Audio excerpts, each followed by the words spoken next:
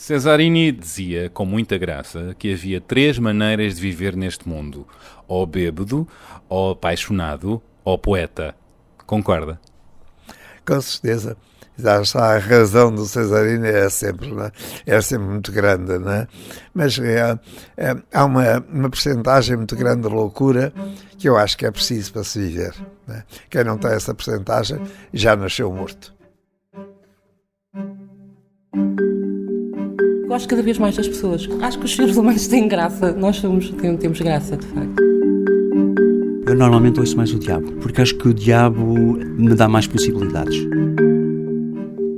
As pessoas vivem cheias de medo. O mais importante é libertarmos-nos de medo. Ninguém é feliz com medo. Tenho uma paixão maior por pessoas que não têm medo de serem miúdos. É sempre possível ultrapassar-te a ti mesmo. Dá muito trabalho, mas é possível. Houve um momento em que eu deixei de me preocupar. Senti a felicidade, a plenitude e senti que, caramba, é mesmo isto. Eu sou feliz. Esta vida é um romance. A beleza das pequenas coisas. Porque toda a gente tem uma história.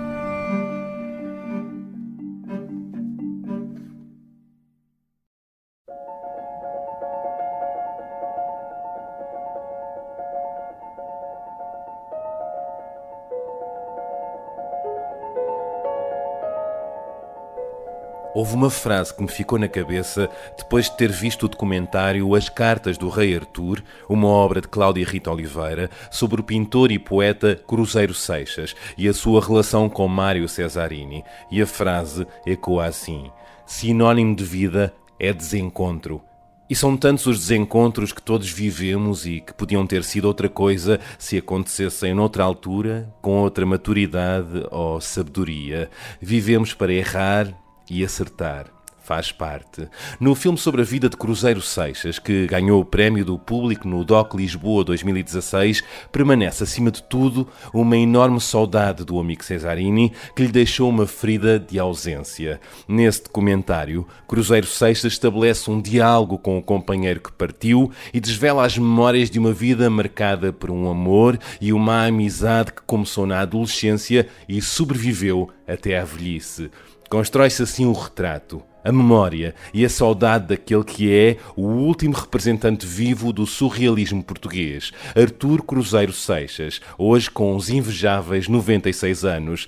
Na década em que o surrealismo começava a esboçar os primeiros traços com o Manifesto de André Breton, Cruzeiro Seixas nascia na Amadora, em dezembro de 1920. Mais tarde, nos anos 40, tomou para si esta corrente estética e de pensamento, dedicando-lhe a vida inteira, com Mário Cesarini, António Maria Lisboa, Mário Henrique Leiria, Pedro Home, Fernando José Francisco, entre outros, com quem organizou a primeira exposição do antigrupo surrealista português, um grupo que marcou fortemente a arte contemporânea portuguesa. Em 1975, Cruzeiro Seixas afastou-se de Cesarini, porque é sempre difícil permanecer demasiado perto de alguém com tanta luz, sem sermos apenas sombra e eco. O reencontro entre os dois deu-se muitas décadas depois, em 2006, numa homenagem que a Galeria Pervo lhes dedicou, junto com o pouco lembrado Fernando José Francisco. Nesse mesmo ano, Cesarini morreu. Se o tempo andasse para trás, teriam os dois feito muita coisa diferente? Talvez, mas seriam sempre livres e errantes, porque isso estava-lhes no sangue. No filme As Cartas do Rei Artur, Cruzeiro Seixas revela a troca de correspondência que estabeleceu com Cesarini ao longo de décadas e chega a revelar com uma desarmante franqueza que se assusta com o drama de não ter com quem conversar. O pior da velhice é a solidão. E diz-nos ainda sobre algo igualmente perturbador e também enigmático. Não vivi, mas deixo documentação desse não viver.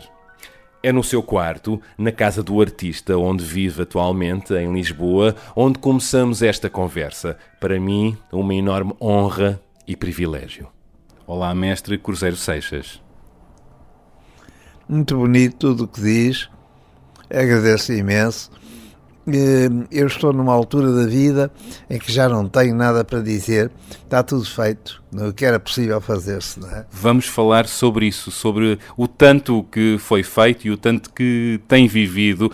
Antes de mais, obrigado por me receber. O que é que quis dizer com a afirmação não vivi, mas deixo documentação desse não viver? O que é que não viveu? Há uma experiência que eu não tenho na vida, é a experiência de ter dinheiro, por exemplo. E isso foi uma experiência absoluta, porque eu estive empregado desde os anos 40. O meu primeiro emprego, está dito já em diversas outras entrevistas, foi durante a guerra havia racionamento, portanto isto mostra, está datado, não é? Havia racionamento e eu era empregado do racionamento, não é? E depois, quando foi na nossa primeira exposição, quando começámos a unir uns aos outros e a ter consciência daquilo que fazíamos, eu estava empregado, não é? Todo o dia, prisioneiro todo o dia, de maneira que isso dificultou muito a minha vida. O seu percurso? O meu percurso, nunca conseguiu. Metade só daquilo que quereria viver, não é? Só metade? Só metade, talvez. A outra parte que ficou por viver seria feita de quê? Ou vivida como? Nem sei, mas a imaginação sugere-nos coisas que nós não sabemos bem o que são, não é? Elas vão por aí fora e nós, a imaginação é uma maravilha. Como é que se imagina? Como é que se imagina se tivesse vivido aquilo que diz não ter vivido, o que ficou por viver? Naturalmente tinha estudado mais, não é? Sabes que eu não frequentei sequer o liceu, não é? E a Antónia, eu não tirei o curso das Belas Artes, não é? Conheceu o Cesarino e a Antónia Arroio, onde começaram também, ambos. Não é? Mas, claro, depois todos eles estavam livres e tinham dinheiro e fizeram cursos, não é? Diversos, não é? Ou estudaram, não é? O mestre não. Eu não foi possível nem fazer o liceu, nem nada disso, não é? De maneira que noto muito essa falta, não é? Eu, por exemplo, hoje, quem não sabe inglês está quase fora do mundo, não é? E faz muita falta em inglês, não é? Que nunca tive a ocasião de aprender. Nunca conseguiu viver só da sua arte? Da minha arte é que eu nunca vivi, porque eu nunca soube vender, não é? E arranjei as coisas de maneira a que fui sempre roubado nas vendas que foram feitas e no tempo em que trabalhava muito, em que pintava, em que desenhava e que entregava as coisas a um pseudo amigo qualquer, não é? Que faria a venda, que depois não fazia, ou fazia em sua vantagem, não é? Na sua vida conheceu muitos desses pseudo-amigos? Pelo menos 2 pessoas estão marcadas, não é? Por uma má razão, não é? Por má razão, claro, não é? Por muito má razão. Não é? Mas também, no entanto, essas pessoas são livros abertos que nos vêm ensinar o mundo. Né? Ensinam-nos muita coisa. Nós aprendemos alguma coisa com elas, não é? Sobre a natureza humana, não é? É a força da natureza humana, não é? E a falta de não sei, mas de humanidade de certas pessoas, não é? O homem é naturalmente mau ou é naturalmente bom? É uma conversa que se vai arrastar enquanto houver vida, naturalmente, não é? Porque nós não sabemos nada do que o homem é ainda hoje, não é? Cada século, e nós estamos numa altura realmente terrível, desafiante, de quem espera um mundo novo, de quem está a acontecer qualquer coisa muito estranha em todo o mundo, que nós não sabemos a medida dela, não é?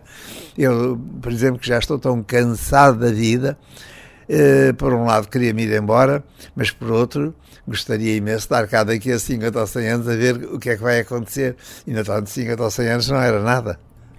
Mantém essa curiosidade do que é que vem aí, do que é que vem amanhã? Tenho imensa curiosidade, não é? É aí que reside o segredo da sua energia, da sua jovialidade? Não, hoje já me é, de certa maneira, na verdade, indiferente o que vai acontecer. Mas não deixo de ter muita curiosidade de saber o que vai acontecer, não é? E ter medo que seja pior, não é?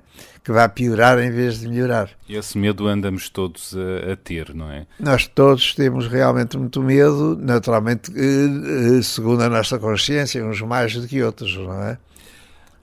Sobre si, Cesarini dizia que tinha o cérebro dividido em dois. Metade era luz, a outra metade é uma confusão que não se percebia nada. Reconhece neste retrato feito pelo seu amigo? O Mário tinha sempre razão, mesmo quando não a tinha. Era realmente genial, não é? E claro, não se encontra dois Mários Cesarinos durante uma vida inteira, não é? Nem dois Cruzeiros Seixas, não é? Não se compara.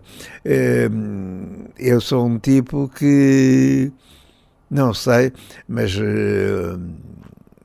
com grande amor à liberdade, não é? E tudo quanto fiz foi para a liberdade. Foi tendo a liberdade ao meu lado a ajudar-me a subir, a descer e aos tombos pela vida fora, não é? É um dos pontos que o unia ao Cesarini. Naturalmente, sim, naturalmente. E a beleza também, não é? O gosto pela beleza, não é? É. A sua cabeça é assim, anda entre dois polos, luz e sombra, luz e uma grande desarrumação. Eu acho que é a desarrumação completa, eu não consigo já acertar, não é? Agora, espero que havia ainda uma capacidade enorme de sonhar, e imensos sonhos de edições e de coisas que podiam fazer, com o pensamento não de me glorificar, mas de poder ajudar os outros. É isso que eu gostaria de fazer, de conseguir. E por vezes conseguiu? Sente isso olhando para trás? Não sei, há pessoas que dizem que sim, que lhes foi útil aquilo que eu fiz, não é? Eu acho que foi pouco, não é? Mas não sei. Cesarini dizia, com muita graça, que havia 3 maneiras de viver neste mundo.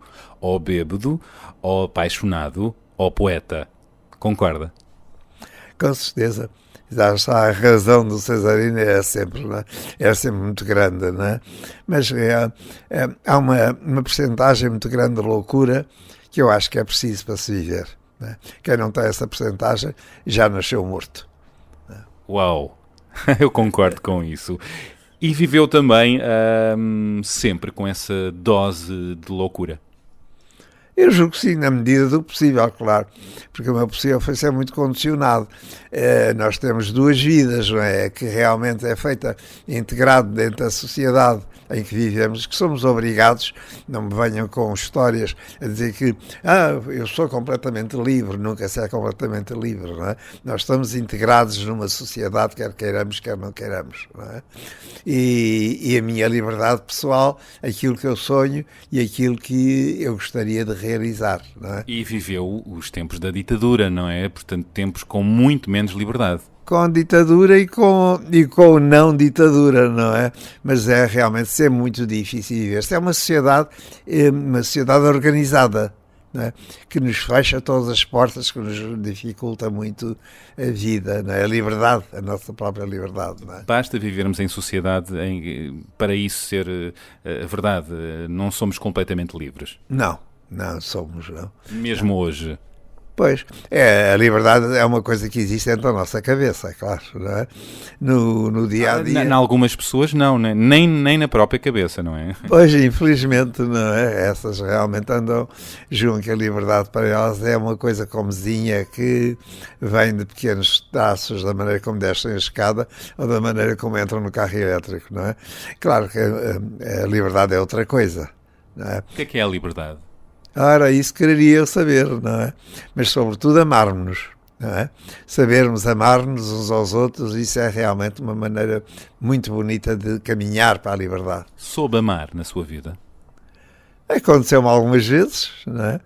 Numa vida tão longa como a minha, aconteceram algumas vezes esse fenómeno. Não é? Há pessoas que numa longa existência nunca chegaram a amar verdadeiramente. Pode gabar-se disso? Eu juro que isso é verdade, não é? Infelizmente, há pessoas que nunca realmente souberam o que era verdadeiramente o amor, não é? E depois confundem o amor com a vida sexual, etc, etc, não é? Nunca caiu nesse erro? Creio que não, porque as duas coisas são de tal maneira integradas uma na outra, para mim, que é difícil de dissociá-las, não é? Em tempos outros, no passado, de ditadura, em que a homossexualidade era crime, como é que era amar pessoas do mesmo sexo? Sabe, isso é uma história muito complicada, não é? Que ninguém teve coragem ainda de falar nela, não é?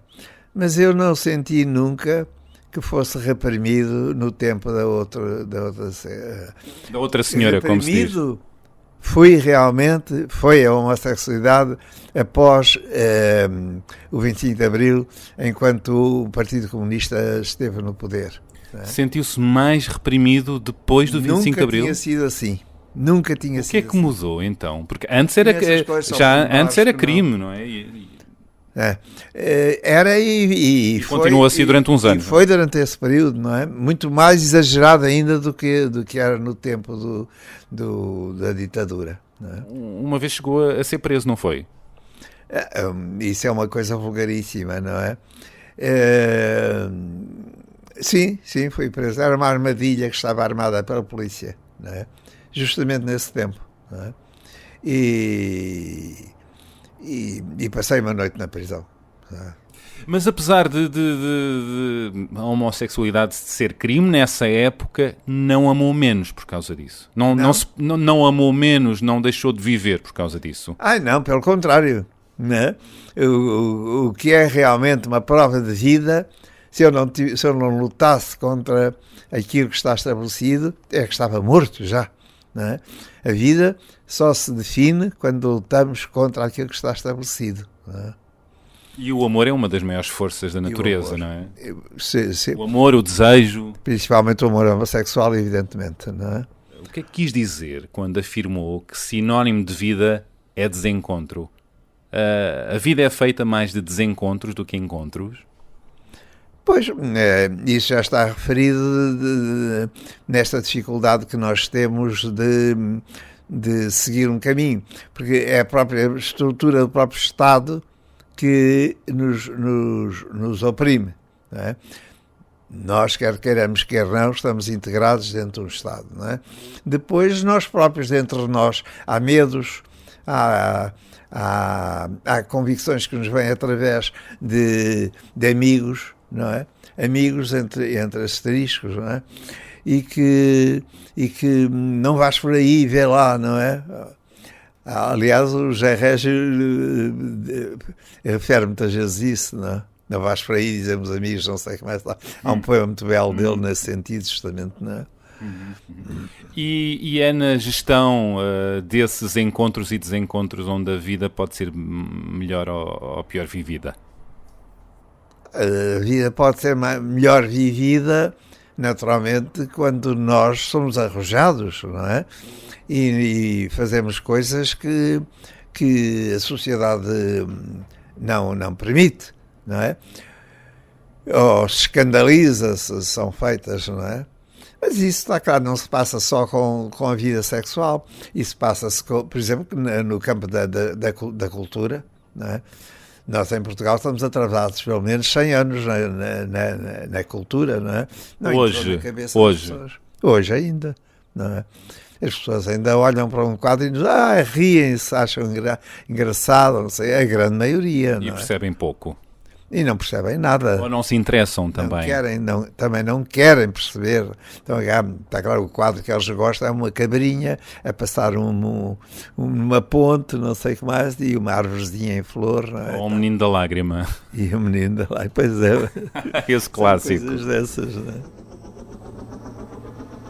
Queridíssimo Artur Manuel, a tua carta. Sei que te devemos graves obrigações, o que me impus 2 ou 3 importantes tarefas em relação a ti. Uma, os teus poemas escritos. Outra, o teu mundo infinito de desenhos, de pinturas, de objetos, o teu amor. Outra, tudo isso e tu próprio. Talvez o único de todos a quem podes chamar-se sem restrições, o poeta. Outra, as tuas cartas. As cartas do rei Artur. No filme As Cartas do Rei Artur, revela a correspondência que trocou com Cesarini durante décadas. Um amigo que conheceu muito jovem, quando ambos eram estudantes na escola António Arroio. Descobriram-se artistas na mesma altura? Bom, artista é uma palavra que eu escrevi alguns, que realmente, quando me classificam como artista, é como se me dessem uma bofetada. Ai! Porque eu não tenho nada de artista e achava odioso ter.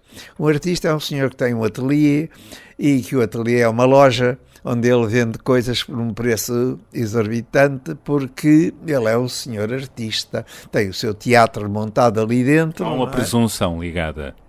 É, tudo isso realmente que eu acho. Eu sou igual aos outros, eu não sou nada diferente das outras pessoas, eu sou como as outras pessoas, não é? Com todas as virtudes e erros dos outros. Não é? Descobriu-se pintor e poeta na mesma altura que Cesarini. É uma coisa engraçada porque já o meu bisavô era professor de desenho. Ah, sim? De maneira que no Brasil, não é? A família veio do Brasil, não é? Portanto, quer dizer, é uma coisa de família. A minha mãe desenhava, porque as meninas daquela sociedade, não é? Tinham que desenhar, não é? Fazia parte da aprendizagem um bocadinho de francês, porque o francês nessa altura era a linguagem universal, etc. Mas isso para as raparigas, não tanto para os rapazes. Para as raparigas e para os rapazes. Mas os rapazes seguiam menos, estavam mais autorizados a ter aquilo que se considerava ser livre, não é? Considera-se liberdade a coisas que não têm nada a ver com a liberdade, não é? Pelo que sei, o seu amigo o Mário Cesarini incentivou-o, deu valor às suas obras, coisa que nem todos à sua volta o faziam, na altura, quando estava a começar. Pois, o Mário tinha essa sensibilidade, como eu também tinha para com ele, não é? Claro, não é?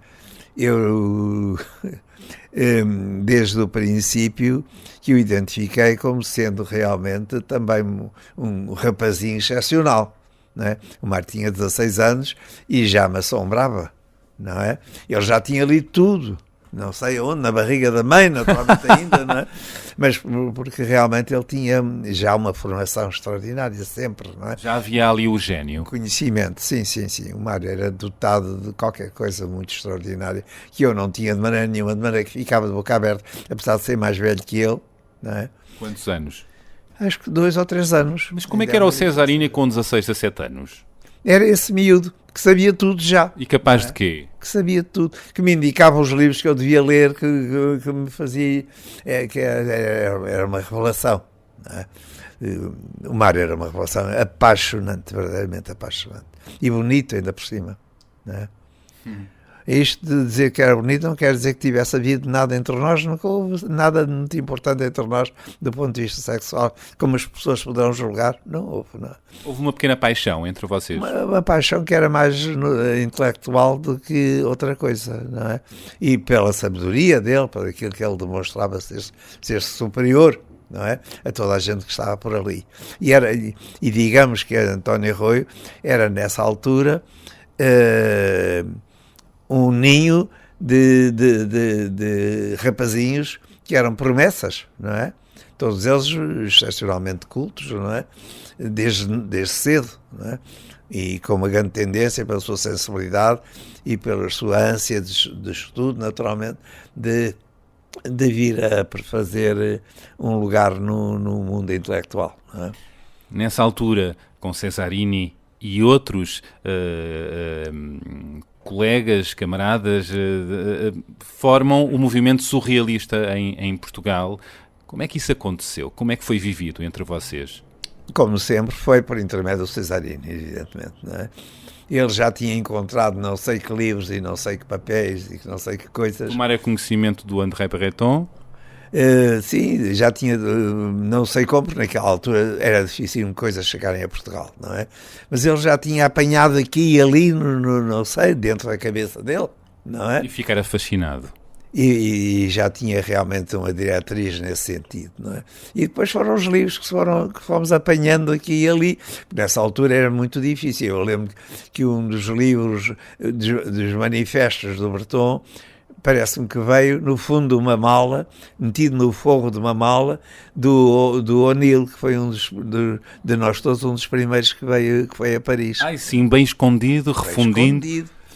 Correndo grande risco de ser descoberto pela PIDE, não é? Claro. Não é? Que era crime, não é? Era um crime terrível, não é? Claro, eles sabiam perfeitamente o valor dos livros, não é? O que é o surrealismo para si? O surrealismo é uma maneira muito inteligente e sensível do homem se encontrar a si próprio, não é? Isto em 2 palavras, claro, não é? Depois está escrito, tem uma literatura muito grande, quase que uma pequena biblioteca sobre o surrealismo, não é? E ainda hoje em todo o mundo tem grandes núcleos aqui e ali, não é? Que publicam pequenos jornais, que publicam livros, etc, etc, etc. Não é? À volta do surrealismo. Não é? Eu creio que é uma ideia que não morreu ainda. Não morreu ainda, não é datado. Está viva, não é?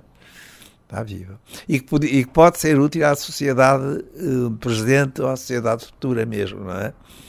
É de tal maneira uma ideia forte, mas passa-se o contrário disso, porque é justamente nos sítios do ensino, nas faculdades, etc, etc, onde não se fala ou se fala muito pouco do surrealismo. No filme As Cartas do Rei Artur, quando fala do seu percurso artístico, da sua obra, parece haver uma certa displicência em referir-se a ela. Isso é modéstia, pudor, insegurança, apesar da obra? Não, isso foi o ponto em que houve discordância com os jovens que fizeram o filme, não é? Porque ao princípio parecia-me a mim, julgava eu, que ia haver uma grande concordância no projeto do filme. E a mim, um filme sobre o Cruzeiro Seixas, pintor, não é? Parecia-me que seria, sobretudo, a reprodução da minha obra. E alguém que comentasse a minha obra, não é? E então comecei a ver que não era isso que eles pretendiam. Não é? Então, nessa altura, retirei-me tanto quanto possível. Não é? Eles faziam perguntas por telefone ou coisa assim de género, ou encontrarmos 2 ou 3 vezes, não é? E o filme, propriamente ligado a mim, não tem nada. É um filme sobre o surrealismo, sobre o Cruzeiro Seixas, sobre o Cesarino.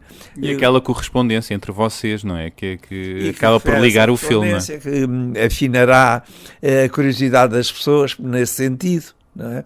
Nesse sentido, acho que é muito útil e acho que é uma realização interessante daqueles jovens, não é? Que eles são muito jovens, de resto.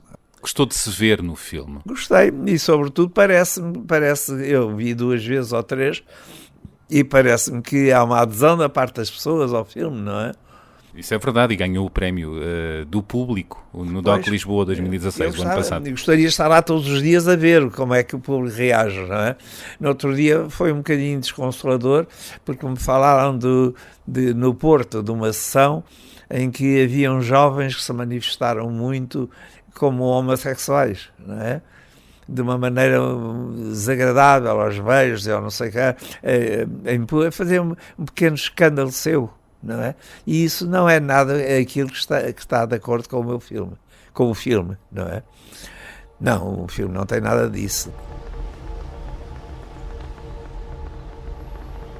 Eu já cheguei a um estado que é o estado que me é possível, não é nenhum estado de transcendência, que realmente já não é a saída que me interessa.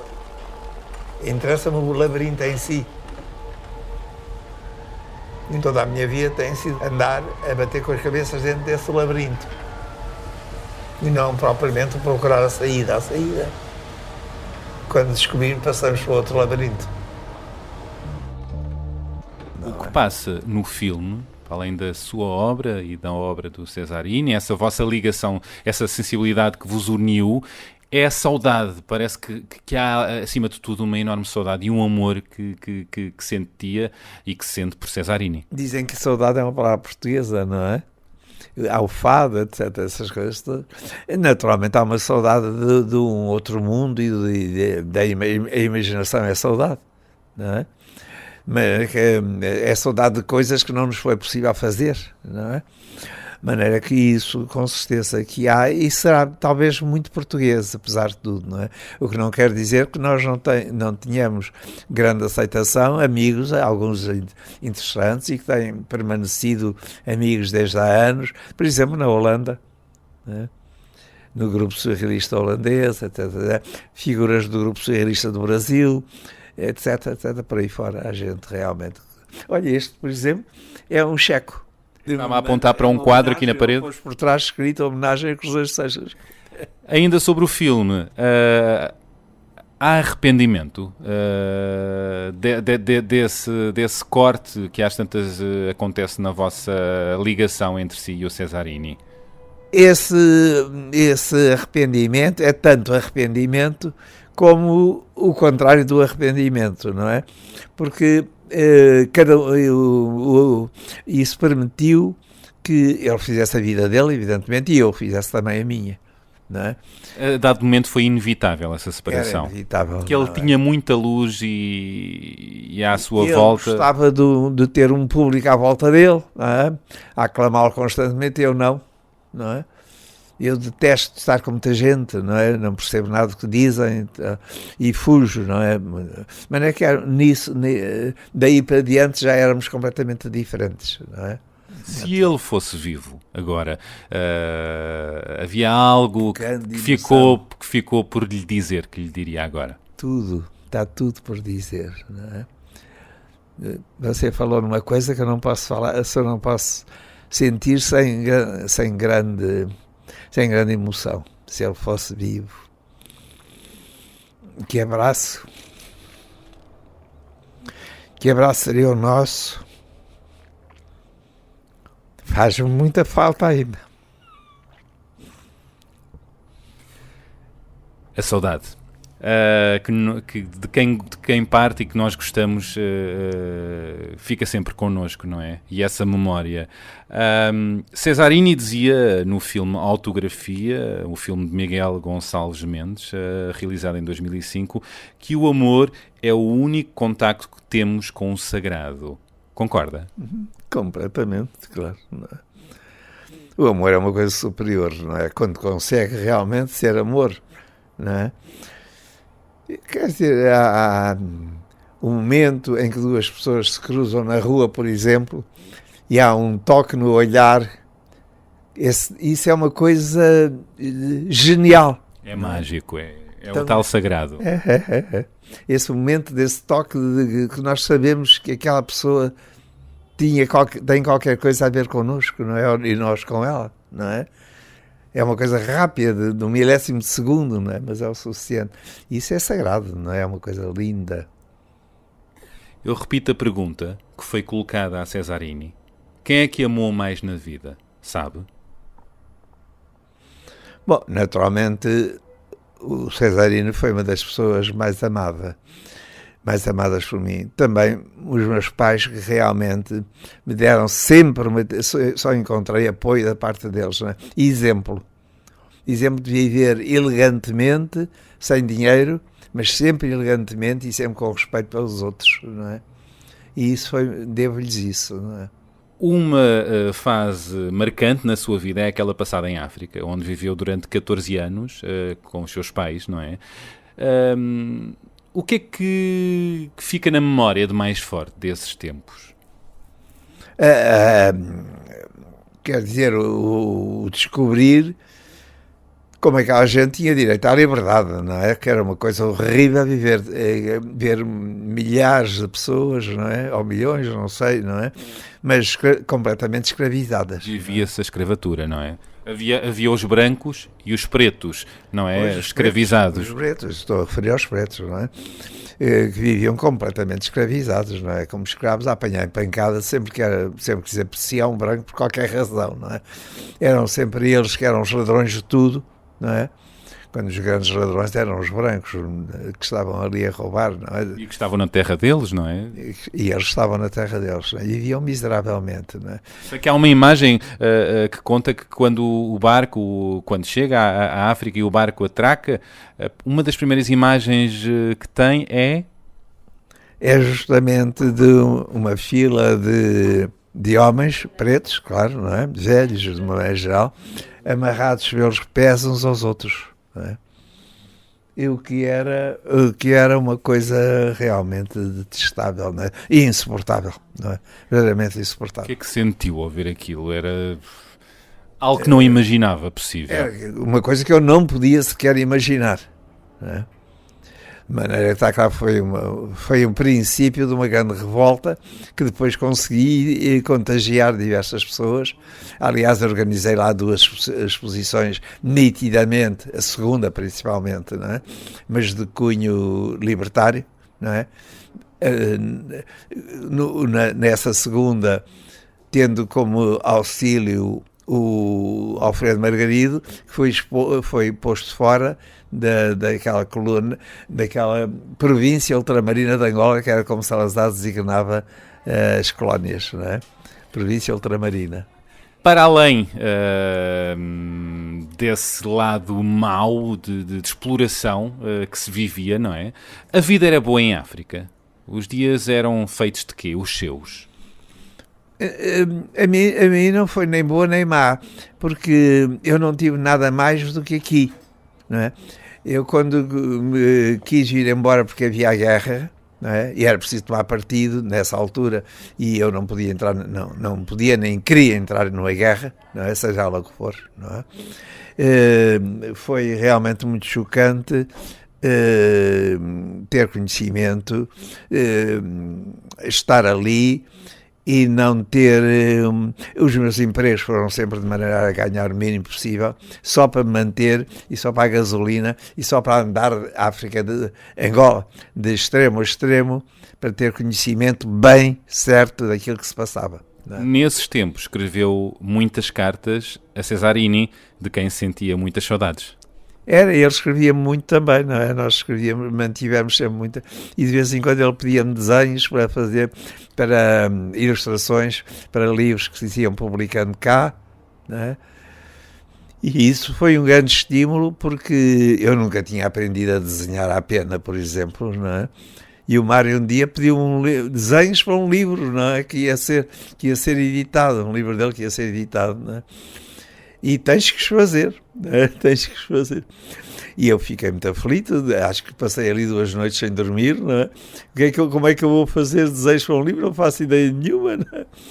Até que, enfim, lá tinha o papel, lá tinha a caneta, lá tinha o par, de maneira que comecei a desenhar e saíram esses desenhos que toda a gente conhece hoje, não é? E que alguns decoram as paredes aqui do seu quarto. Só já tenho um comigo, como meu, não é? Só tenho um, porque os outros todos perdi-os. Há uma carta escrita por Cesarini que começa por: "Terás aprendido a linguagem dos leões", que é muito bonito. Certamente terá aprendido uma outra forma de existir, não é? Diferente da de Lisboa, e isso foi desafiante. Sim. Aprendi imenso, foi a minha faculdade, foi realmente a estada em África, não é? Aprendi muito e também foi verdade que o primeiro ano foi duro, porque sentia muito sozinho e não tinha apreendido o amor por África, não é? Mas depois, assim que me foi possível realmente entrar em amor por África e ser correspondido, não é? Foi um amor correspondido, o amor por África, não é? E isso foi realmente um dos grandes amores da minha vida, não é?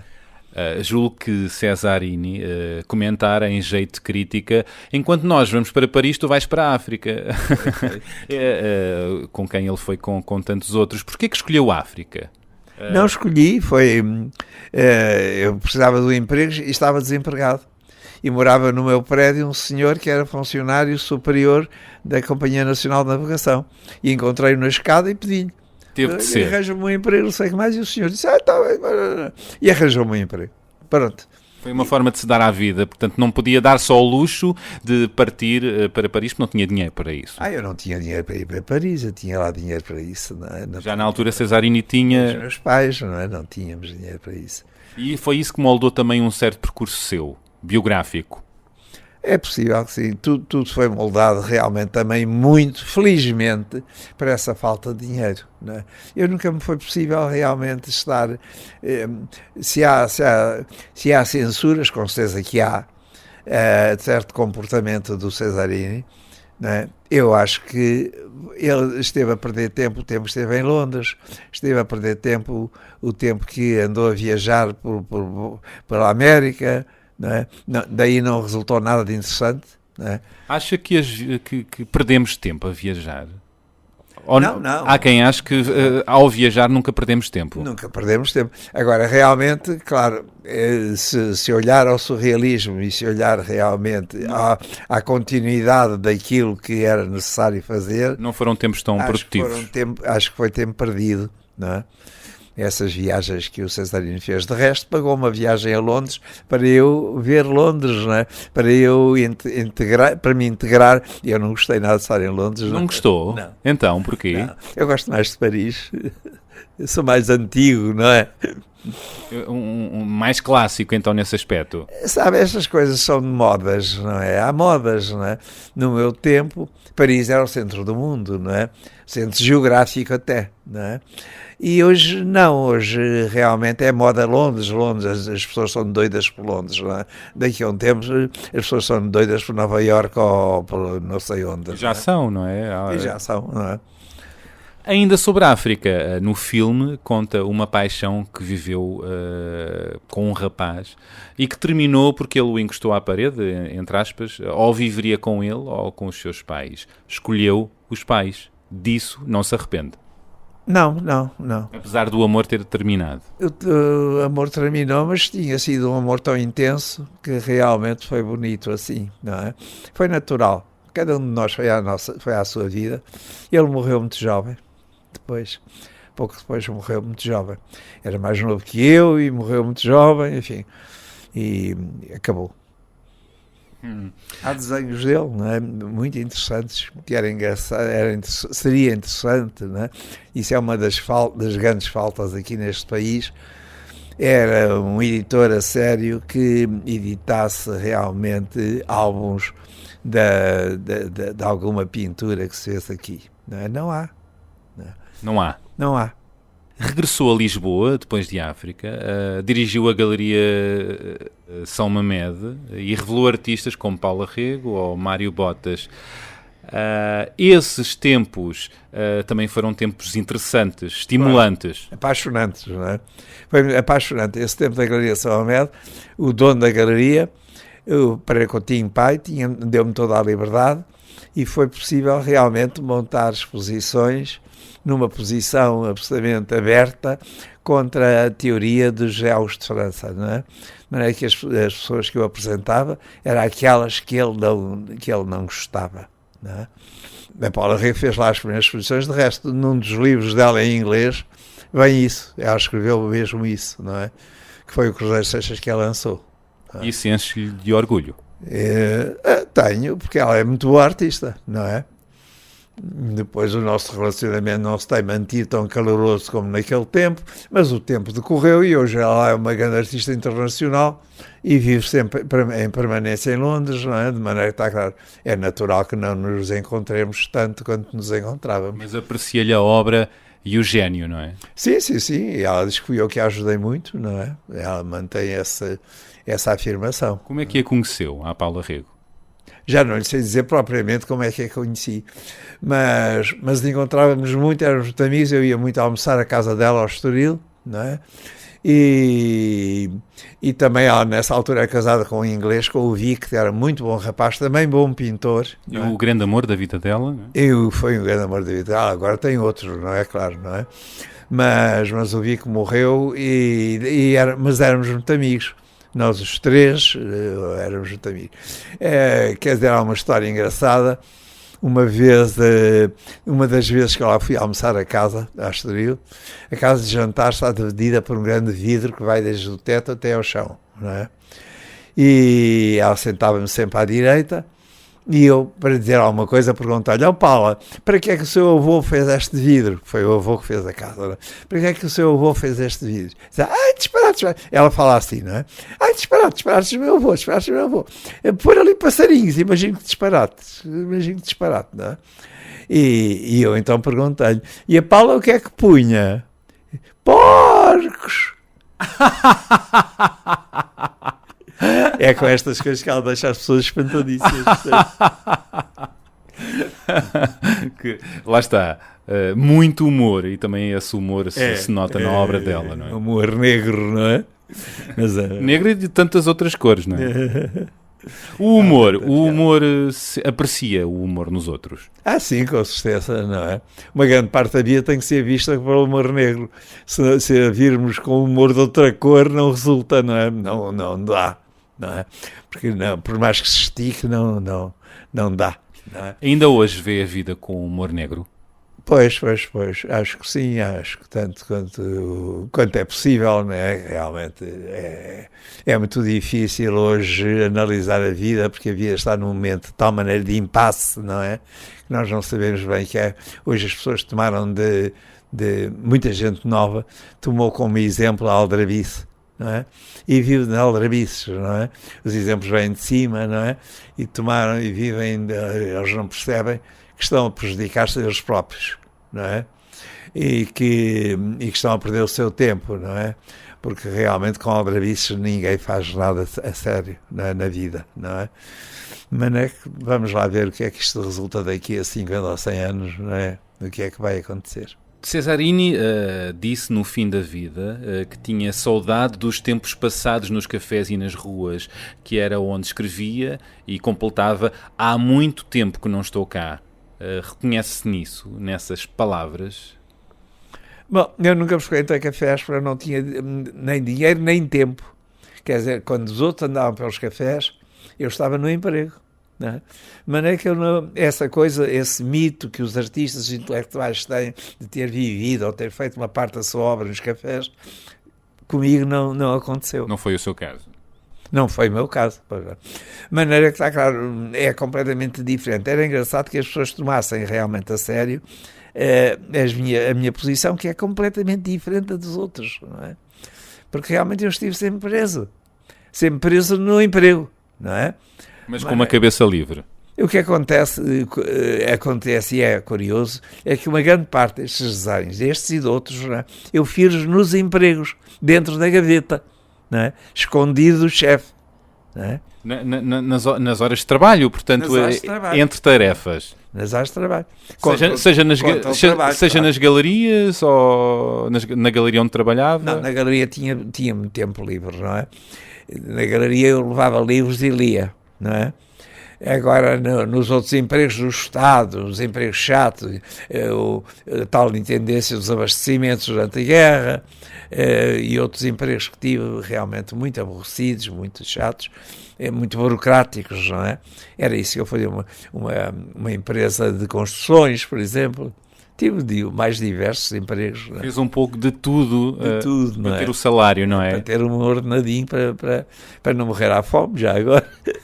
Porque, lá está, as suas obras não o sustentavam, como falámos há pouco. Nunca tentei também muito, diga-se a verdade, não é? E porquê? Porque não estava interessado, quer dizer, eu acho que o pintor que vive da sua arte é como o homem que está a vender chouriços e rolhas e pneus e não sei o que mais na loja. Acha? Não é? Acho que sim. Cesarini viveu da sua arte. Não, o Cesarini tinha um pai que deixou uma fortunazinha, né? O pai era Ourives e o marido soube ser ajudado por muita gente, não é?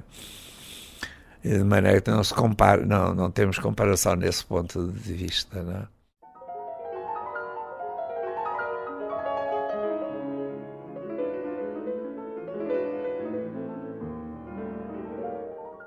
É um poema do Cesarini que me é dedicado e que se intitula Passagem de Cruzeiro Seixas em África.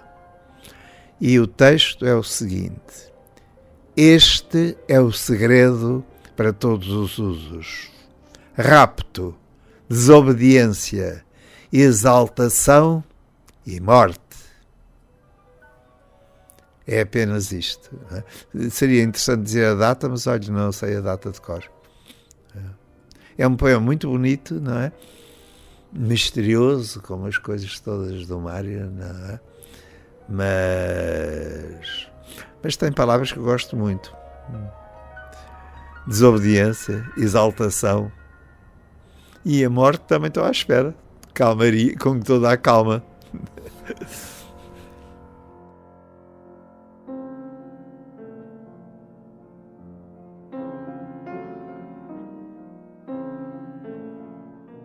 ...96 anos de vida, muita história. Qual foi a maior loucura que cometeu na vida? A viver já é uma loucura espantosa, não é?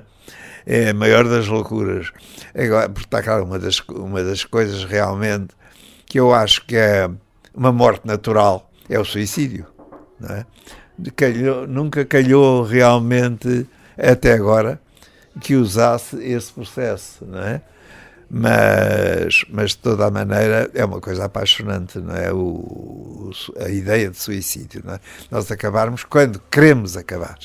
É uma ideia que o visita. Sim, porque não é? Estou à espera que, não sei ainda, não tenho projetos, não é?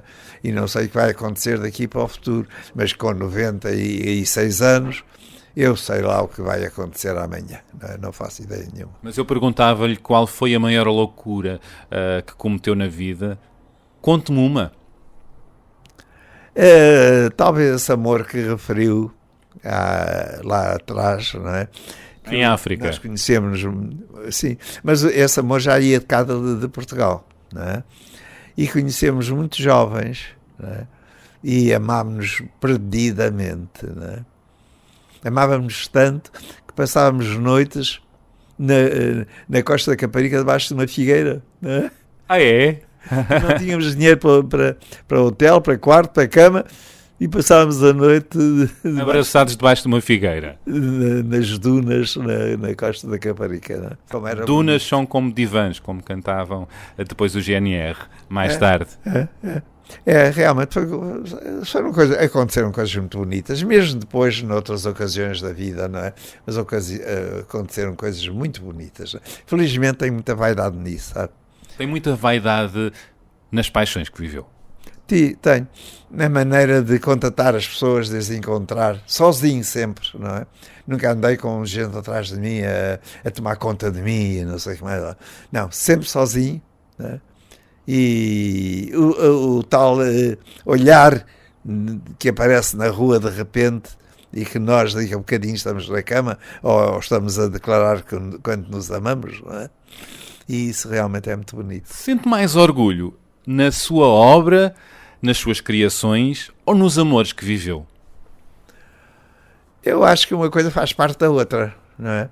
As duas coisas encontram-se com grande força e com grande razão, não é? Porque uma não existia sem a outra, não é? E isso é foram ambas vividas com paixão, não é? As minhas coisas, aquilo que eu desenhei e pintei é sobretudo paixão e é sobretudo poesia, não é? E um amor sem poesia não é amor, não é? E poesia sem amor não é poesia. Claro, não é? Pois é.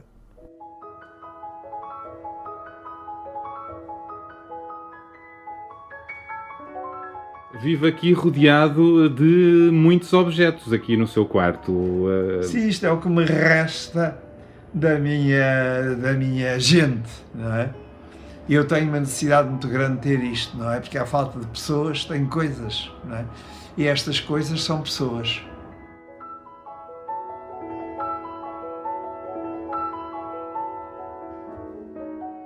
Este é um dos objetos que me parece mais explícito de todos os meus objetos, não é? É evidentemente um Cristo colocado numa cruzeta de guarda-fato, não é? Para guardar os fatos, não é? E chama-se cruzeta para Sacerdotes em viagem. Esta é uma fotografia do Cesarini e minha, não é? Na escada do solar do Teixeira de Pascoais. Nós tínhamos passado a noite lá em Pascoais e estávamos amoados, já não me lembro por que razão, não é? Mas estamos a olhar um para o outro com ar de desafio.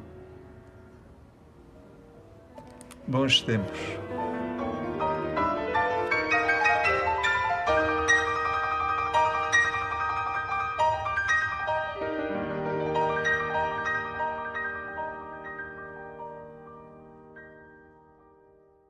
Vive agora na casa do artista, esta casa que acolhe artistas, atores, cantores, radialistas, enfim.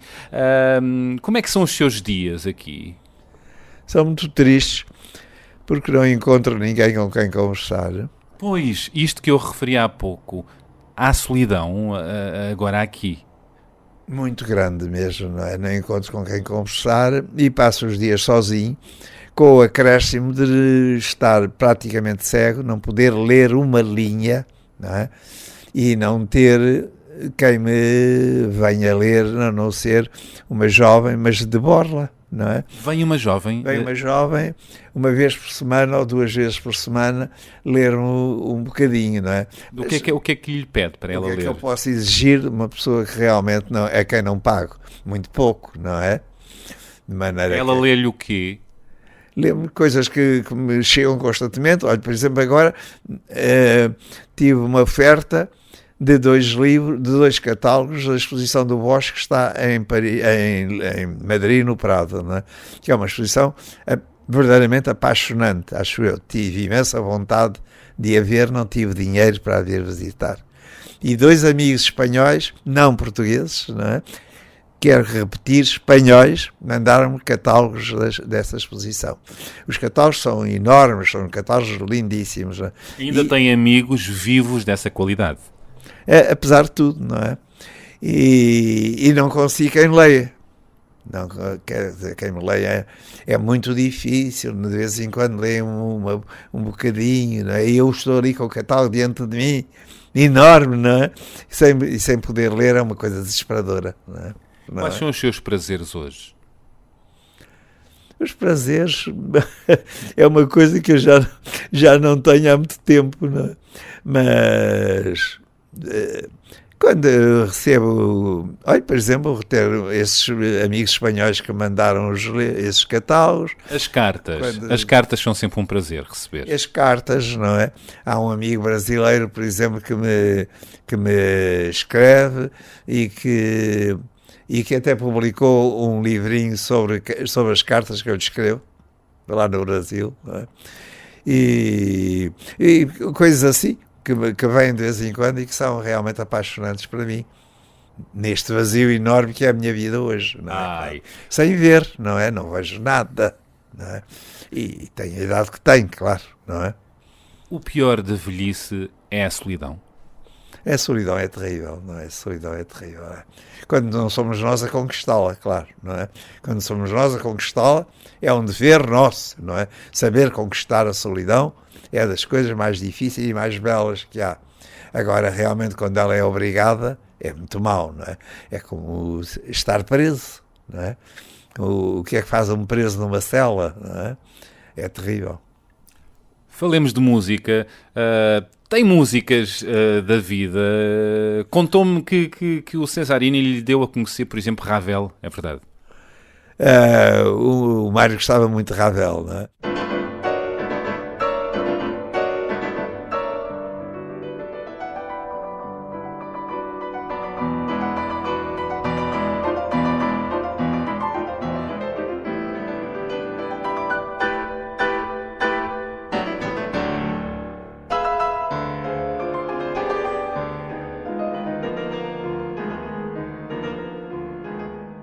Mas eu não tenho conhecimentos nenhuns musicais.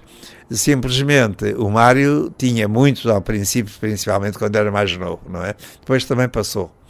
Mas ele estava indigitado para ser um grande músico, não é? E ele tocava piano bem, não é? Ele tocava bem piano. Não era o seu caso? Não. Lá em casa havia um piano que a minha mãe tocava, mas, coitadinho, sem pretensões nenhumas a ser virtuoso, não é? Ele, como tinha muito mais dinheiro que eu, tinha assinaturas de São Carlos, não é? Para as óperas? Não para as óperas, mais para concertos, não é? E pagou-me durante algumas temporadas, a mim, oferecia-me um bilhete para irmos para a Torrinha, não é? No São Carlos, ouvir concertos. Mas algum compositor que seja mais do seu agrado? Beethoven, não é? Realmente, enfim, e Mozart.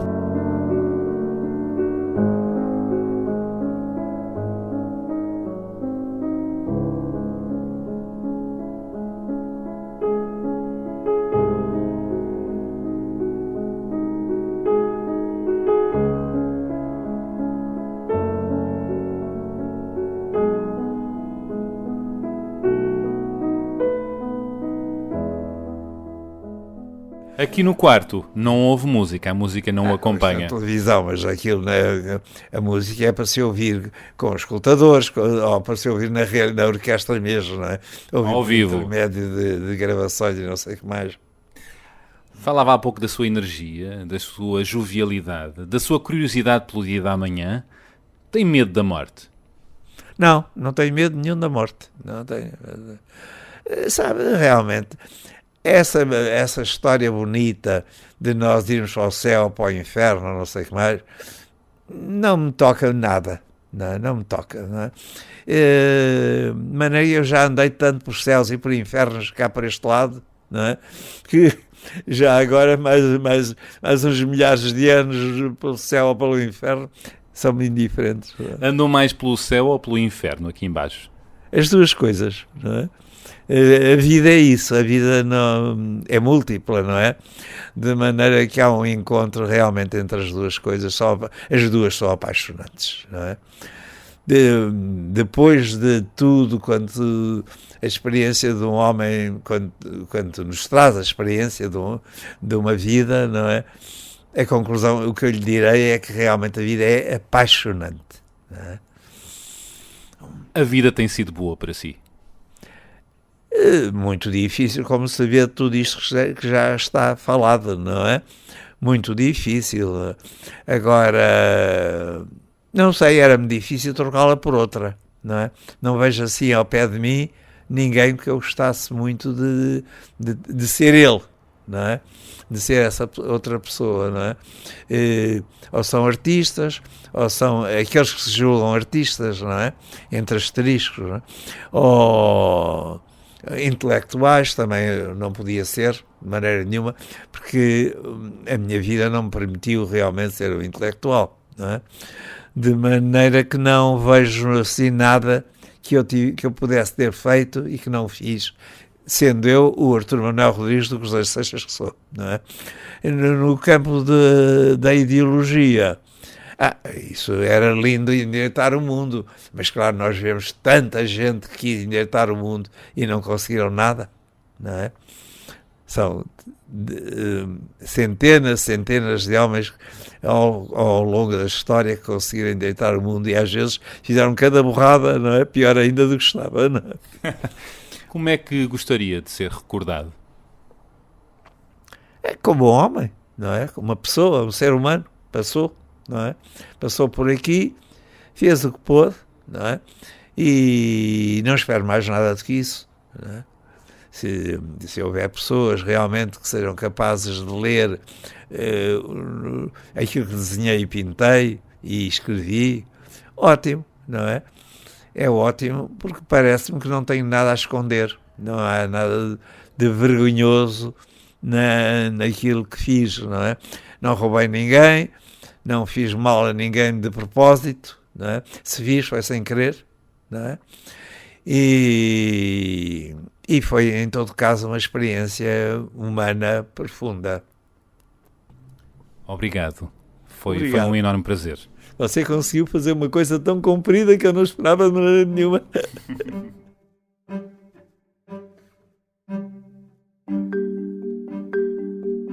E já sabe, todas as sextas-feiras há um novo episódio no site do Expresso. Estamos também no iTunes e SoundCloud, onde pode assinar, comentar e classificar. Contamos consigo.